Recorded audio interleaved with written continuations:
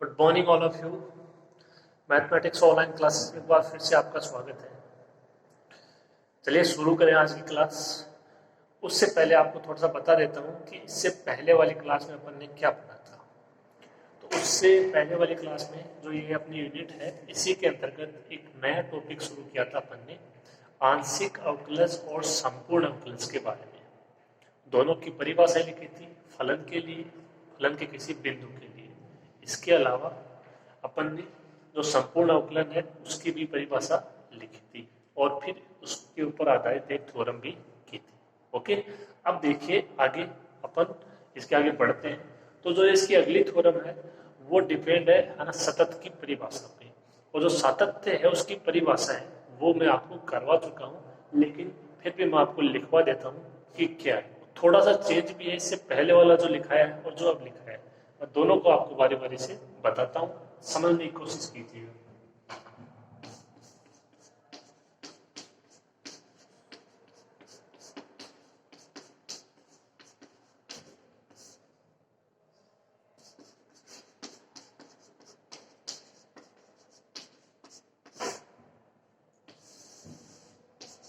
परिभाषा है दो चरों के फलन की सातत्यता।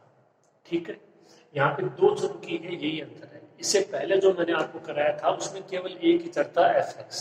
ठीक है, परिभाषा क्या थी वहां पे देख लीजिए, मैं रिवाइज करवा देता हूँ, हालांकि आपको लिखवाया हुआ है। देखिए ये दो परिभाषा थी, एक तो ये थी जैसे fx माइनस एफ का मापांक है वो लेस देन एप्सिलॉन होगा, जहां x माइनस ए का मापांक लेस देन डेल होगा।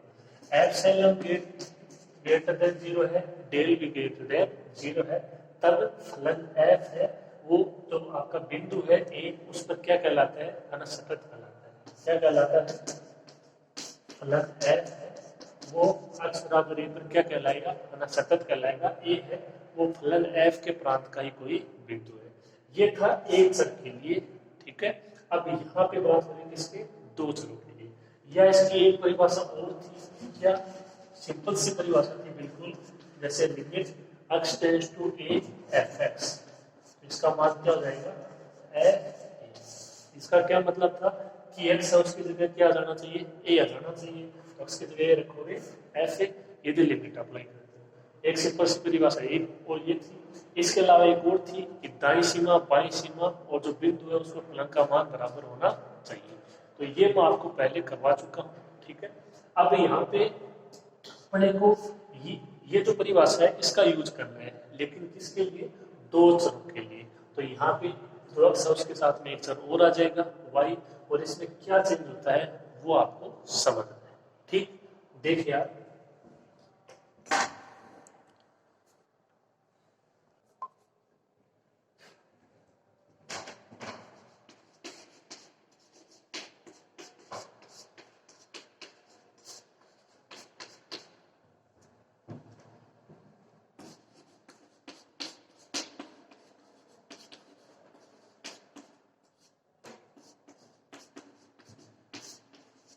यदि u is equal to f x y, दो चरों x व y का फलन है, तो ये सिंपल सी बात आपको पता है। बस अंतर ये है कि जो एफ एक्स था उसकी जगह क्या है, एफ एक्स वाई।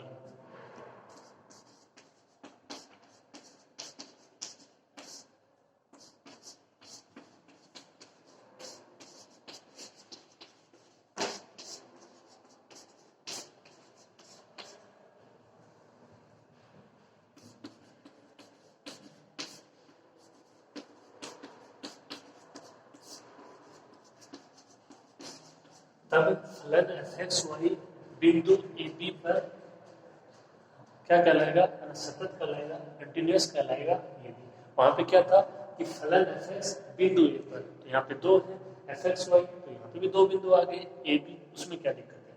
फलन एफ एक्स वाई बिंदु ए बी पर सतत कहलाता है यदि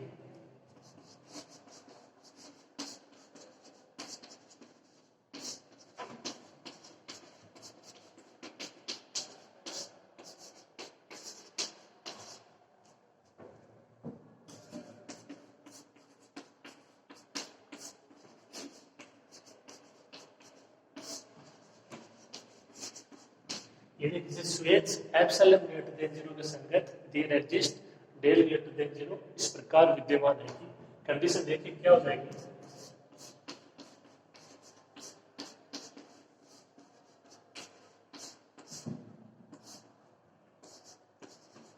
ये कंडीशन हो जाएगी f x Y minus F A b का मापांक लेस देन एप्सिलॉन, जबकि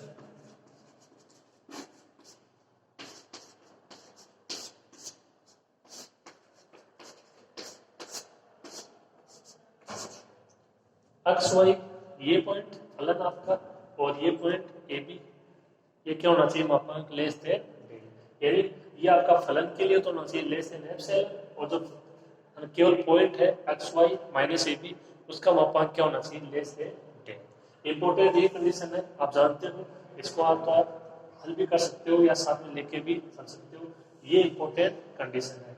या दूसरा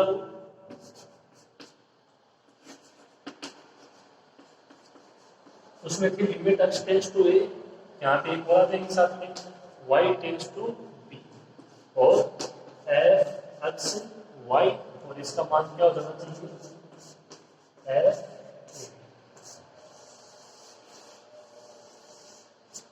limit x tends to a y tends to b f x y x की जगह a आ जाएगा y की जगह b, क्या मान प्राप्त होगा f a b। तो एक ये कंडीशन और दोनों ही कंडीशन है किसकी फलन f के सतत होने की, कहां पर बिंदु ए बी पर। ओके, तो ये परिभाषा आपके अच्छे समझ में आ जानी चाहिए। अब करते हैं नेक्स्ट थ्योरम, आप इसको नोट कीजिए।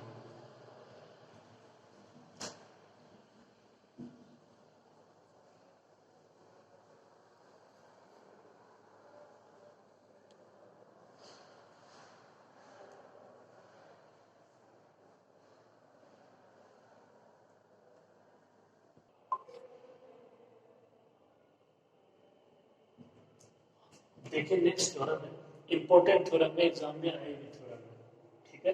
देखिएगा जो अपने पास परिभाषाएं हैं उन्हीं से अपने को इसको प्रूफ करना है। क्या करना है, यदि फलन एफ एक्स वाई हो किसी बिंदु ए बी पर संपूर्ण अवकलनीय है तो संपूर्ण अवकलनीयता की परिभाषा पता होनी चाहिए। तब प्रूफ क्या करना है, फलन एफ एक्स वाई बिंदु ए बी पर होता है सतत, और जो फलन एफ एक्स वाई है वो बिंदु ए बी पर होगा कब सतत, उसकी कंडीशन मैंने आपको अभी अभी लिखवाई है, दोनों कंडीशन, एक उसकी लिमिट वाली और एक एप्सिलॉन वाली, ठीक है। तो वो आपकी आनी चाहिए, ये प्रूफ करना है। फिर क्या कह रहा है, परंतु इसका विलोम सत्य होना आवश्यक नहीं है। इसका विलोम मतलब, तो इसका विलोम क्या हो जाएगा, यदि फलन एफ एक्स वाई है वो बिंदु ए बी पर क्या है सतत है, तो फलन एफ एक्स वाई है किसी बिंदु ए बी पर संपूर्ण अवकलनीय होना आवश्यक नहीं है। प्रूफ क्या करना है कि एफ है वो जो आपका बिंदु ए बी उस पर अवकलनीय है, तो फिर वो क्या है सतत है। लेकिन अगर वो सतत है तो ये कोई जरूरी नहीं है कि वो उस बिंदु पर अवकलनीय संपूर्ण अवकलनीय भी हो। लैंग्वेज समझ में आपके आ गई होगी, ये इसमें आपको प्रूफ करना है।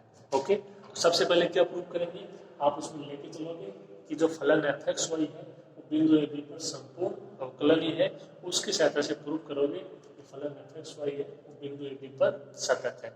और जो आपकी इसकी कंडीशन है वो मैंने आपको लिखवा दी है, तो आपको पता होना चाहिए कि ये प्रूफ करने के लिए आपको कौन सी कंडीशन लेके आनी होगी।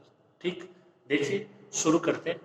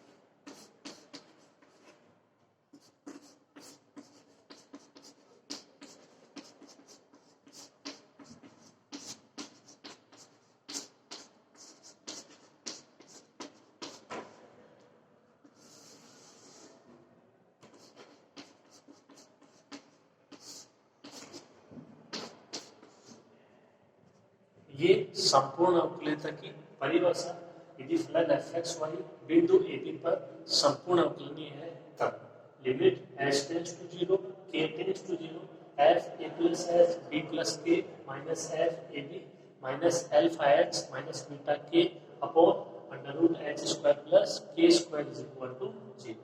याद हो रही होगी आपकी परिभाषा, 3-4 बार लिखेंगे, आराम से याद हो जाएगी। देखिए अब अपने कुछ को हल करना है और हल करने के लिए देखिए आपको सोचना होगा कि प्रूफ क्या करना है।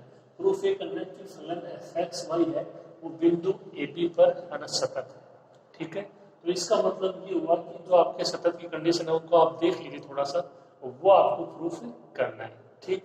देखिए इसके आगे क्या करेंगे, देखो इसके बराबर में है जीरो, तो क्या जो अपोन वाली स्टेप है उसको अपन इधर लेके जाएं तो वो कहाँ चली जाएगी, है ना, जीरो में चली जाएगी। मान क्या बचेगा, केवल ऊपर वाला मान बचेगा। ओके, तो ऐसा अपन आसानी से कर सकते हैं। इसके भी पक्षांतरण करोगे ये स्टेप कहाँ चली जाएगी, जीरो में चली जाएगी। ये केवल इसको प्रूफ करने के लिए कर रहे हैं। ओके, देखिए आप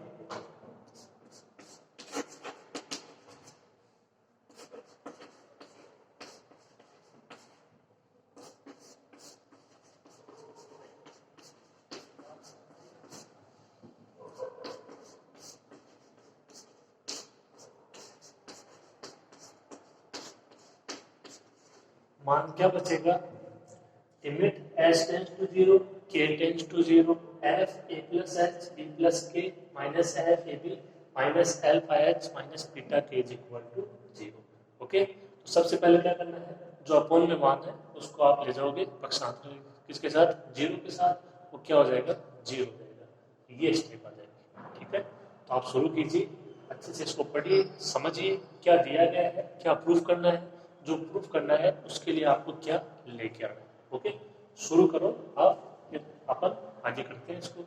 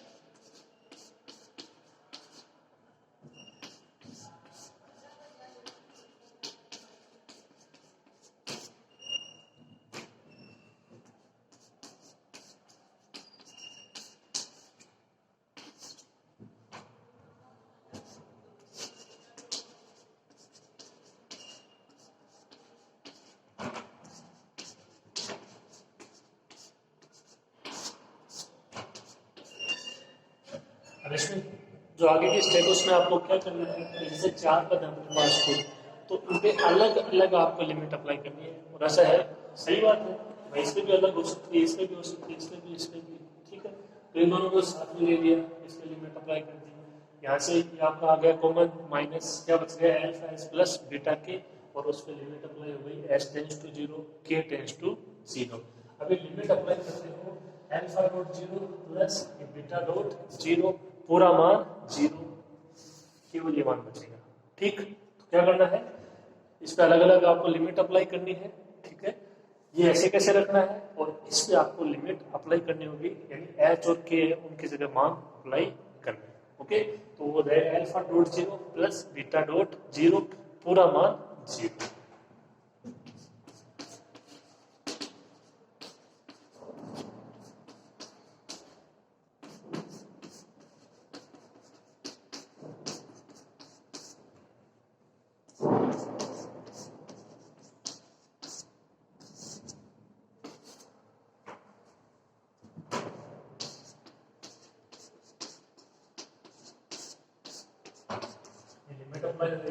alpha dot zero beta dot zero, ये सारा मान जीरो।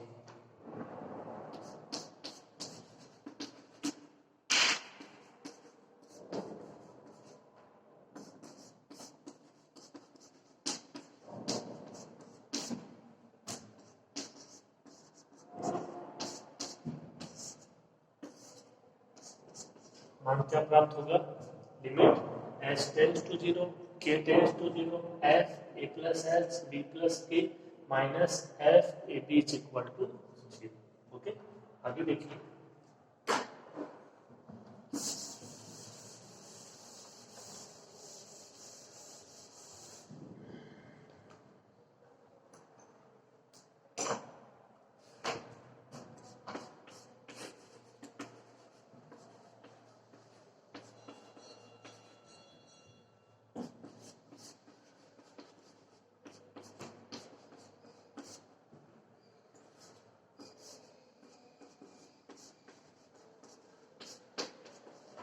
क्या इसको ऐसे लिख सकते हैं? तो देखिए एफ ए बी है, उसको मैंने बाहर लिखा है, तो बाहर तभी लिख सकते हैं जब ये लिमिट से स्वतंत्र हो। देखिए क्या ये लिमिट से स्वतंत्र है? लिमिट है h tends to zero, k tends to zero, ना इसमें h है ना ही k है। तो आप इसको चाहे तो लिमिट के अंदर लिखो चाहे बाहर लिखो, कोई फर्क नहीं पड़ता है। ये बाहर आ गया लिमिट के, और लिमिट के साथ क्या रहेगा? केवल limit h tends to zero, k tends to zero, f a plus h b plus k, ये अलग हो जाएगा minus f a b is equal to. Okay, लिखो आप यहाँ तक। थोड़ा सा और एक दो स्टेप, इसके बाद ये आपका पहला पार्ट है वो प्रूफ हो जाएगा। करो।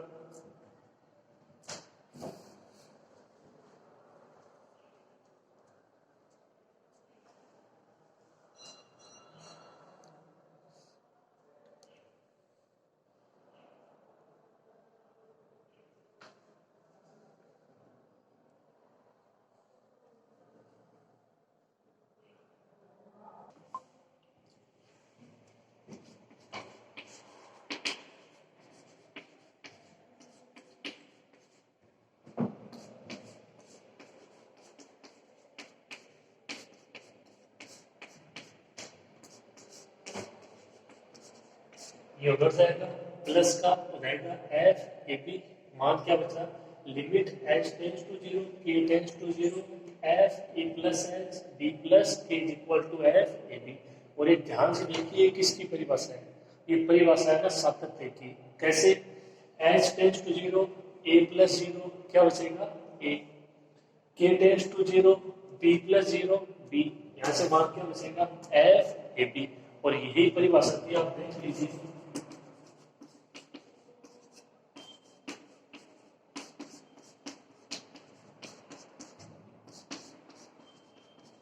ये परिभाषा आपको मैंने लिखवाई है। इसमें आप यदि x की जगह अप्लाई करो a, y की जगह b, तो क्या जाना चाहिए? एफ ए बी। मतलब यहाँ पे जो मान अप्लाई करो तो वो आ जाने चाहिए, और वही आ रहे हैं। देखो h की जगह जीरो, k की जगह zero, F A plus zero, b plus zero, क्या आएगा? एफ ए बी, और वही आ रहा है। ओके, इसका मतलब फलन है वो बिंदु ए बी पर क्या है? सतत है, और यही आपको प्रूफ करना था। समझना होगा आपको कि कौन सी कंडीशन है, ये सातत्य की ही कंडीशन। ओके, देखिए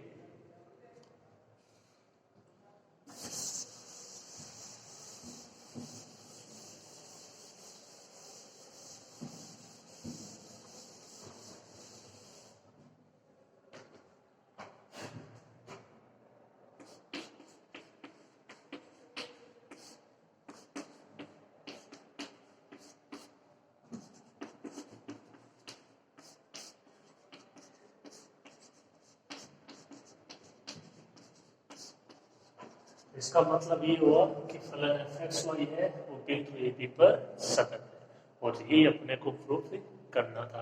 अब प्रूफ ये और करवा रहा है साथ में कि इसका विलोम है वो सत्य होना आवश्यक नहीं है। पहले तो लिखेंगे कि इसका विलोम है क्या, और फिर वो आवश्यक नहीं है कि वो सही है। ठीक है, देखिए उसको प्रूफ करते हैं।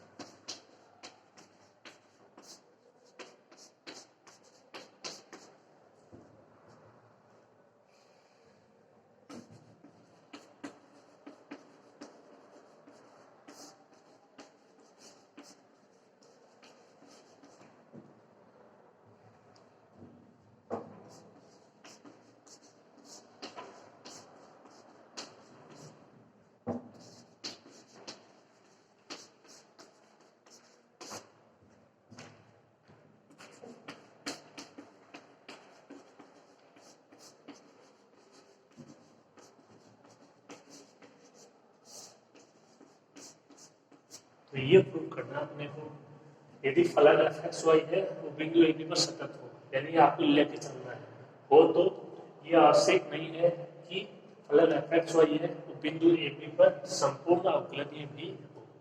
तो देखो इसको यहाँ पे अपन एक एग्जाम्पल द्वारा प्रूव करेंगे। कैसे?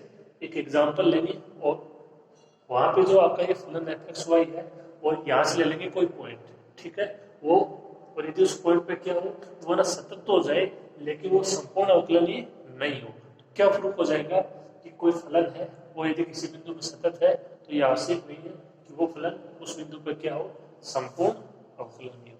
बात समझ में आ गई होगी आपको? ओके, तो अब लेंगे अपन एक एग्जाम्पल और उसके द्वारा जो इसकी विलोम कंडीशन है उसको प्रूफ करते हैं।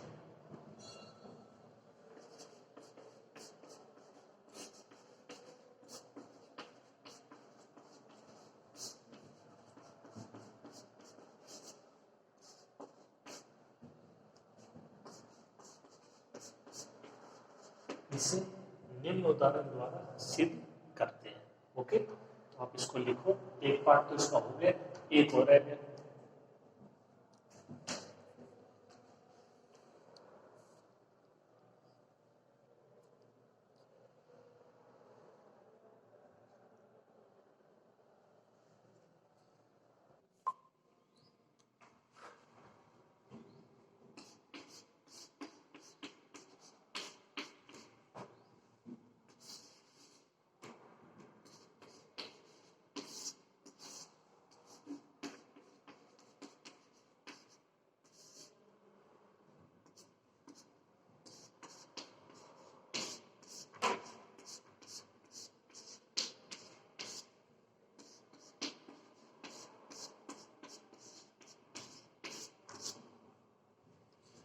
ये एग्जाम्पल है, पहले आप ध्यान से समझोगे कौन कौन सी चीजें यहाँ पे डिफाइन है। एफ एक्स वाई का मान है वो दो मान है, एक मान तो क्या है f x y upon under root x square plus Y square, एक एफ एक्स वाई का मान है 0।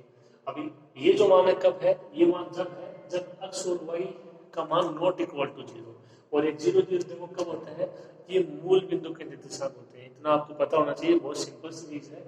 और ये जो एफ एक्स वाई का मान 0 है ये कब है, जब एक्स वाई के है 0 0, यानी मूल बिंदु पर फलन एफ का मान क्या है 0 है, और जो मूल बिंदु के अलावा यानी ये पॉइंट नहीं होना चाहिए आपका, तो एफ एक्स वाई का मान क्या है x y upon under root x square plus Y square.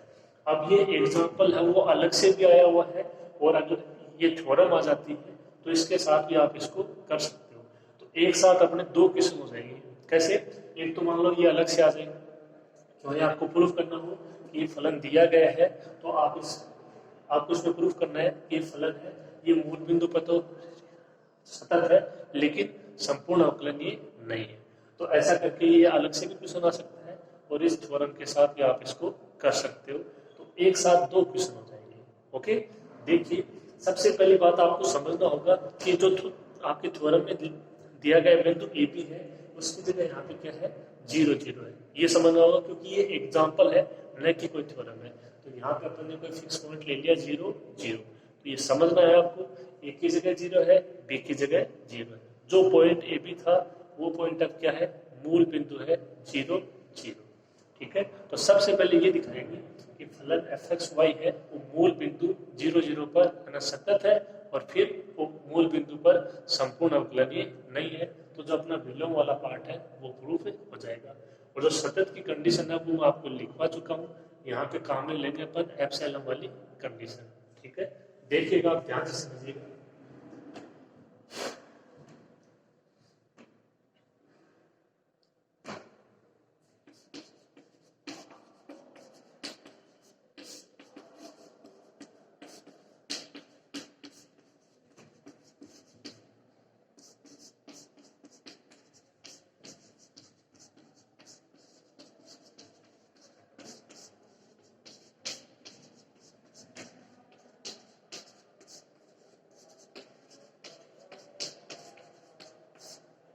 सर्वप्रथम क्या सिद्ध करेंगे कि फलन एफ एक्स वाई है वो मूल बिंदु 0 0 पर सतत है, अर्थात अब इसका लिखेंगे मैथमेटिकल रूप कि आपको प्रूफ करना क्या है। क्या देखो स्टेटमेंट आप जो परिभाषा को देख लीजिए,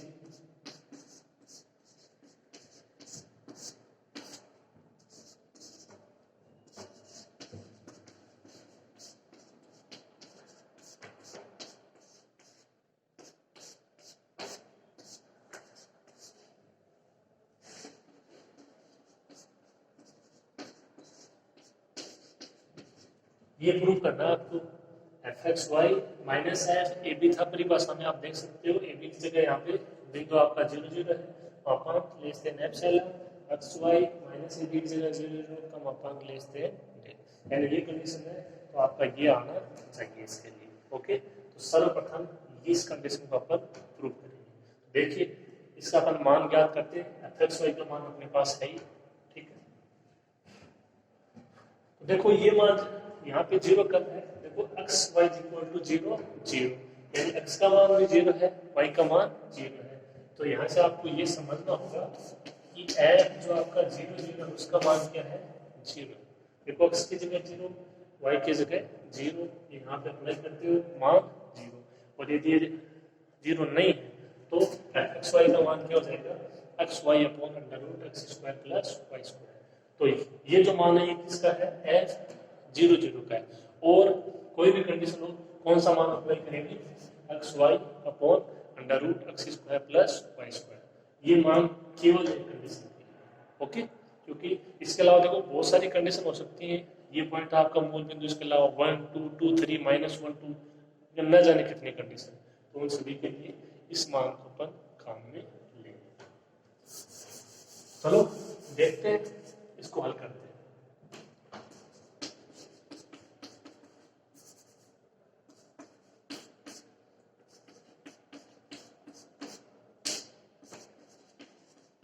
तो यदि वो देखो आगे वाली condition x Y minus 0 0 less than del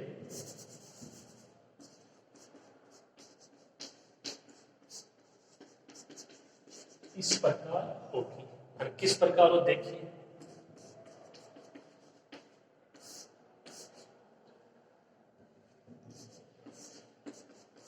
under root x square plus Y square का मापांक वो लेस देन डेल। देखिए डेल है ग्रेटर देन 0। अब आप अपने स्वेच्छा से इसको कितना भी मान ले सकते हो, जैसे 1 हुआ 2 हुआ 3 हुआ। अब आपने को देखना ये है कि क्या ये कंडीशन संभव है, तो आप देखो एक्स और वाई है उसकी जगह आपको ये पॉइंट नहीं लेना 0 0, इसके अलावा आप कोई भी पॉइंट ले सकते हो। जैसे मैं आपको एग्जांपल के लिए समझाऊं, तो देखिए यहाँ पे आप यहाँ पे देखो आप इसमें मान लेते हो कि माइनस के स्क्वायर है, वो मान किसका हो जाएगा, प्लस का। तो यहाँ पे आप यदि मान लोगे माइनस के, उससे तो कोई फर्क नहीं पड़ेगा, मान वो प्लस का हो जाएगा। अब यार कोई ना कोई मान डिफाइन कर लेते हैं, जैसे एक्स का मान 1 ले लिया, वाई का मान 2 ले लिया, ये हो जाएगा कितना हो गया 4 और 5 अंडर रूट 5। तो इसका मान अगर आप समथिंग देखो 2.1 2.2 के समथिंग आएगा, ठीक है। और ये क्या है, लेस देन डेल, डेल क्या है ग्रेटर देन 0, तो अपना मान आ रहा है 2.1 2.2। तो यदि अपन डेल का मान ले कितना 3, और 3 हो सकता है क्या ग्रेटर देन 0, 0 से बड़ा है, तो ये कंडीशन होगी ना संभव। इसका मान 2.2 और डेल का मान 3, और 2.2 है वो छोटा है 3 से, तो इस मान के लिए ये कंडीशन संभव है। ओके, इसी तरीके से आप बहुत सारे मान इसमें ले सकते हो, कोई जरूरत नहीं है। बस वो क्या होगा, under root x square plus Y square का मापांक लेस देन डेल, समीकरण 1। ओके, तो देखो यहाँ पे मेरे कहने का मतलब ये है कि ये कंडीशन है वो संभव हो सकती है, ऐसा नहीं कि हर बार संभव हो, लेकिन वो किन्हीं मानों के लिए संभव हो सकती है। तो अपन इसको इस प्रकार लिख सकते हैं, ठीक है। देखिए आगे,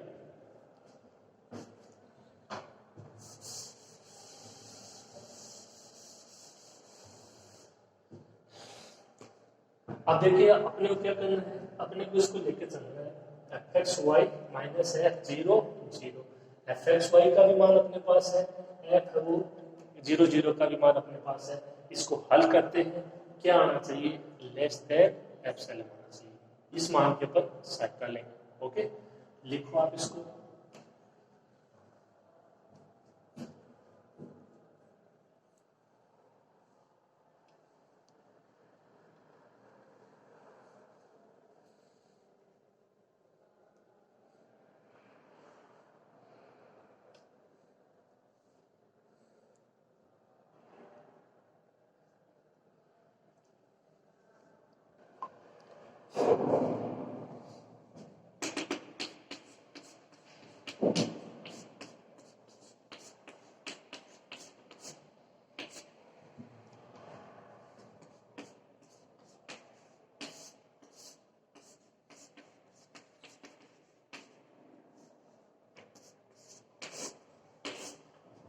इसका मान ज्ञात करते हैं। इसका मान है 0 आपको दिया गया है और इसका मान है x square plus Y square.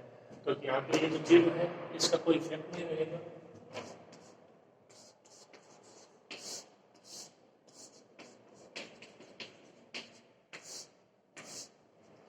X y upon under root x square plus Y square.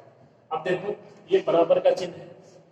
यहाँ पे अगर आप ठीक से देखो तो 3 पद है, 2 पद ऊपर है, 1 पद नीचे है। X y under root x square plus Y square.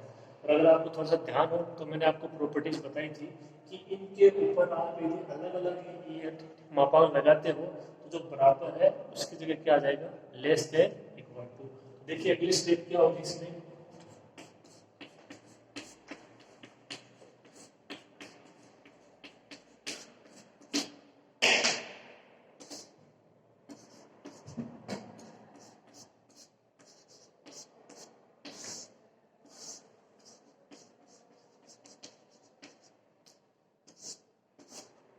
X का मापांक, वाई का मापांक, under root x square plus Y square का मापांक, ये सब के अलग अलग हो गया मापांक। तो क्या होगा, लेस देन इक्वल टू हो जाएगा। इसके बाद देखिए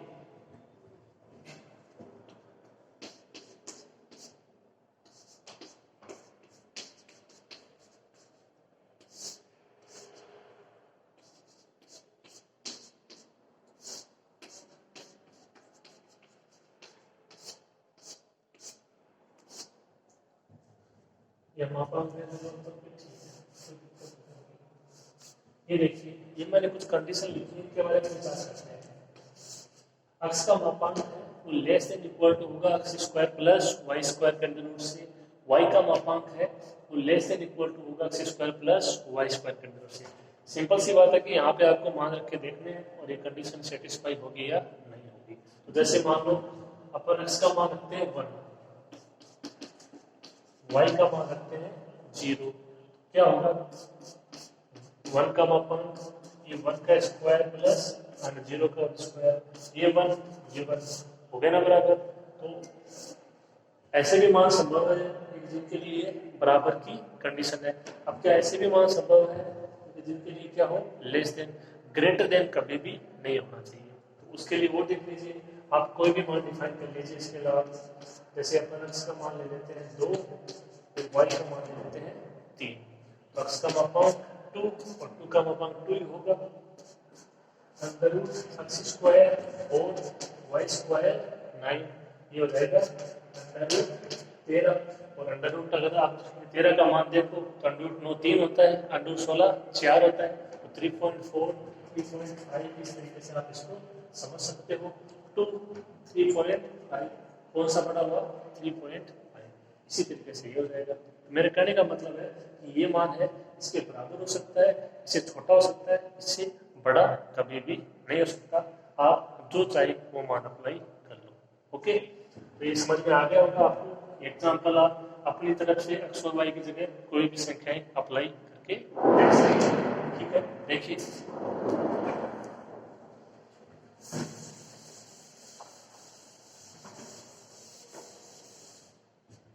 देखो यहाँ पे ये जो मैंने मान लिखे इनका मतलब क्या है। इनका मतलब ये कि आप इसकी जगह और इसकी जगह ये मान रख देंगे। क्यों रख देंगे, क्योंकि इनका चिन्ह सेम है। ये भी लेस देन इक्वल टू है, ये भी क्या है, लेस देन इक्वल टू है। तो इनकी जगह अपन ये मान अप्लाई कर देते हैं।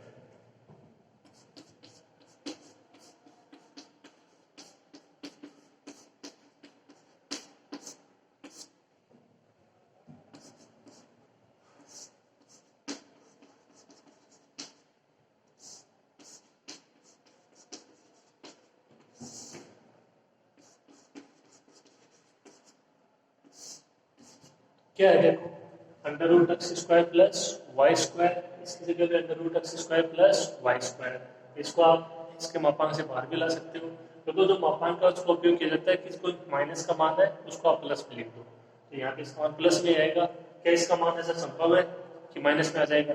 नहीं आएगा। इसका मान चाहे माइनस में ले लो, माइनस में ले लो, प्लस में, और प्लस की कोई भी संख्या का अंडर रूट है प्लस में आएगा, चाहे वो कुछ भी आएगा। ओके, तो यहाँ पे भी कैंसिल हो जाएगा। Under root x square plus Y square से under root x square plus Y square. मान क्या बचा देंगे अपने पास,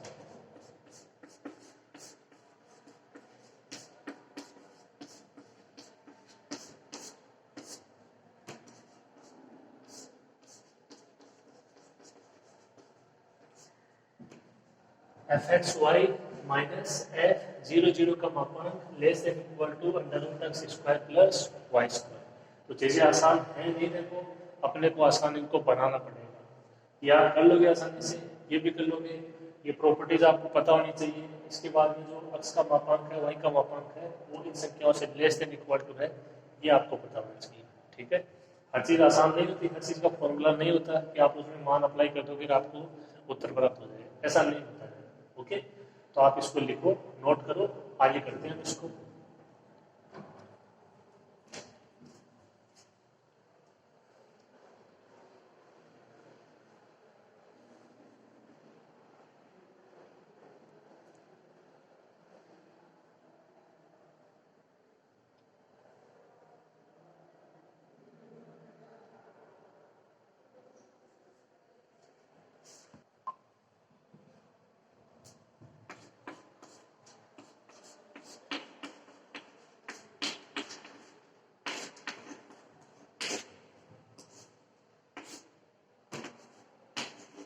मान क्या आएगा, देखो f x Y minus F zero zero का मापांक ये हो जाएगा less than del, equal to हट जाएगा। क्यों हट जाएगा, क्योंकि जो x square plus Y square के अंडर रूट का मान है वो लेस देन डेल, तो यहाँ से जो अगर आपका चिन्ह मिलान कर रहा है वो केवल लेस देन का है, उसमें इक्वल टू नहीं है, तो इक्वल टू जाएगा एक से। देख लीजिए under root x square plus Y square उसका मान क्या है, लेस देन डेल। और डेल और एप्सिलॉन आपको मैंने बताया दोनों ही ग्रेटर देन जीरो है, तो देखिए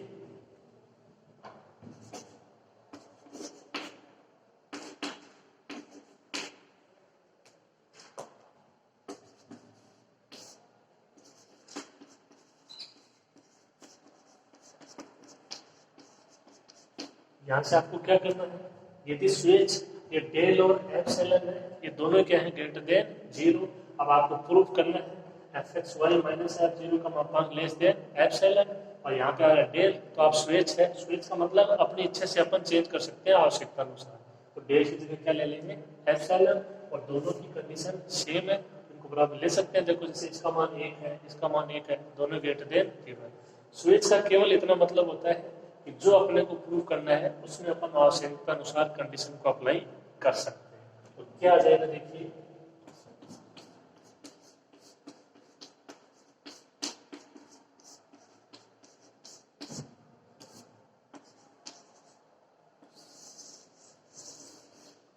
f x Y minus F zero zero का मापांक लेस देन एप्सिलॉन, जबकि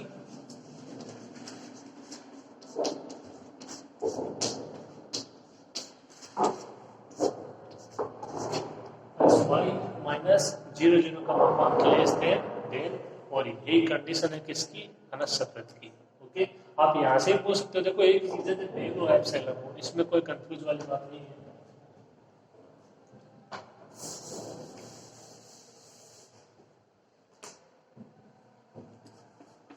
इसका क्या मतलब है कि फलन एफ एक्स वाई कौन से बिंदु पर, जीरो जीरो पर, यानी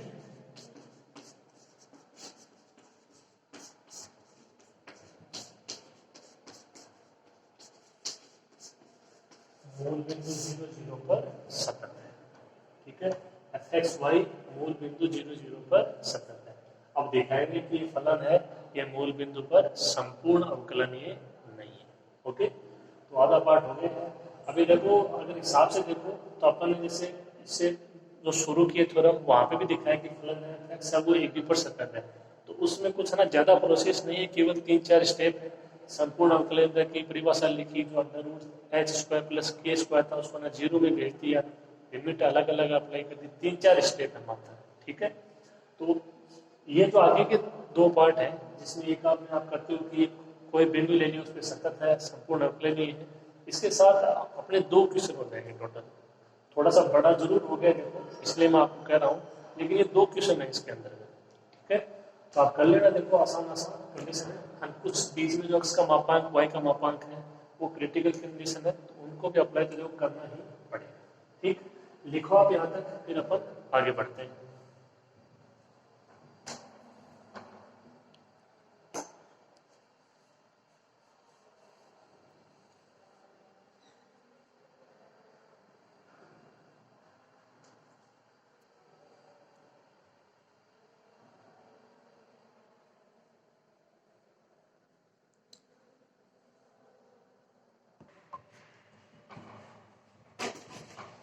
अब देखो अपने को जो दिया गया फलन है इसी को दिखाना है कि ये संपूर्ण अवकलनीय नहीं है।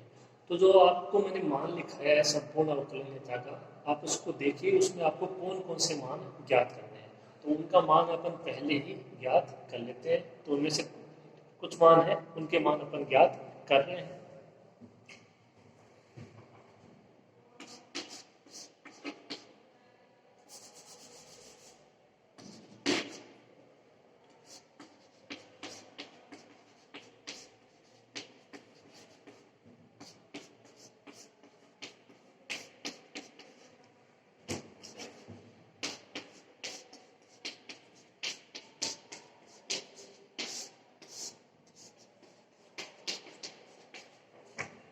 ये दो मान है अपने पास इस एग्जांपल में।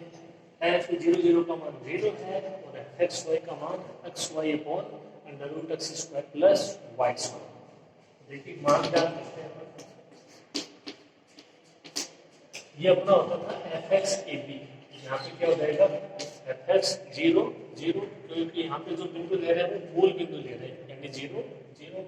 और इसको अपन प्रतीक चिन्ह के रूप में एल्फा भी लिख सकते हैं। ये आपको मैं लिखवा भी चुका हूँ और एक थ्योरम में अपन प्रूव भी कर चुके हैं इससे पहले वाली क्लास में।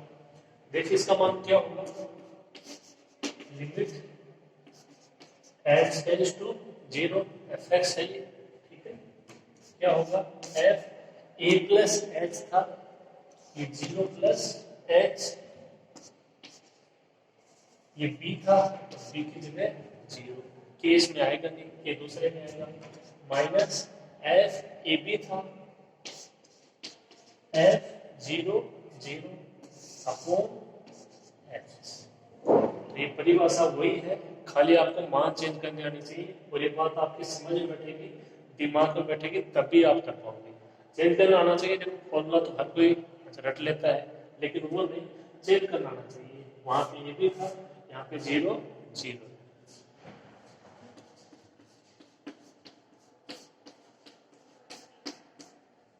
क्या हो जाएगा, देखिए limit H tends to 0 f, ये एच हो जाएगा, आगे बोला 0 एफ, तो 0 0 है उसका मान 0 है अपॉन एच। ये क्या बचेगा,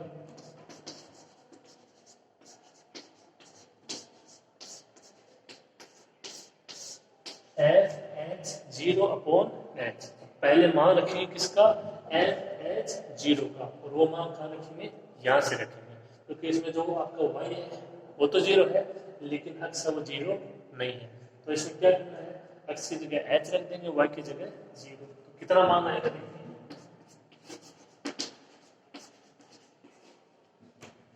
x into y h into 0 upon h square plus 0 का स्क्वायर, ये मान हो गया। और साथ में क्या है 1 अपॉन, ये मान 0, इसके साथ में कोई भी मान हो, पूरा मान 0।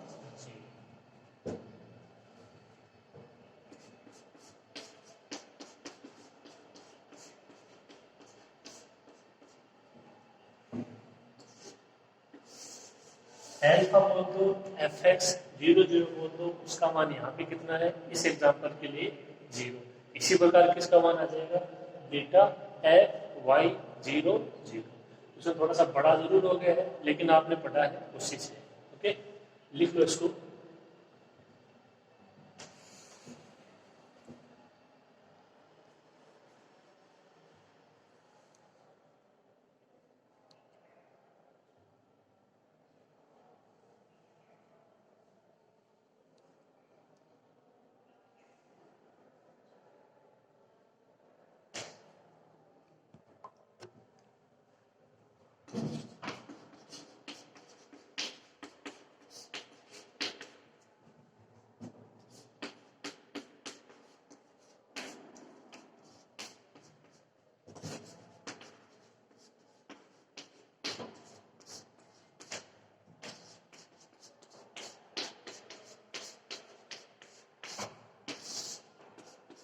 तो परिभाषा हो जाएगी बीटा बोल दो एफ वाई 0 0 लिमिट के tends to 0 F 0 0 plus K minus f 0 0 upon के ए बी की जगह 0 0 फॉर्मूला आपको पता ही है।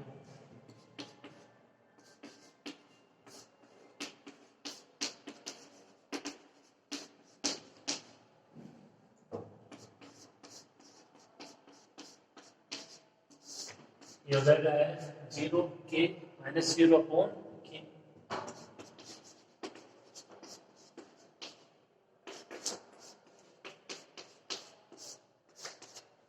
लिमिट के टेंड्स टू 0 ये हो जाएगा एफ 0 के और जो एफ एक्स वाई का मान है उसमें यदि आप उससे आप इसका मान ज्ञात करते हो एफ 0 के तो ऊपर एक्स इंटू वाई यानी ये हो जाएगा 0 इंटू के पूरा मान 0 0 अपॉन के पूरा मान 0। इस पर आपको लिमिट अप्लाई करने की आवश्यकता ही नहीं पड़ेगी।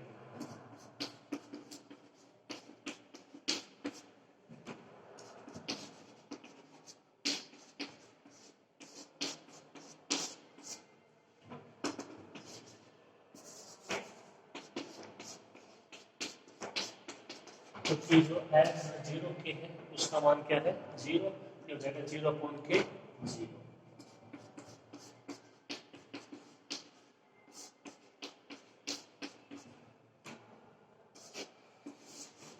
एल्फा और बीटा यानी एफ एक्स 0 0 एफ वाई 0 0 दोनों का मान 0।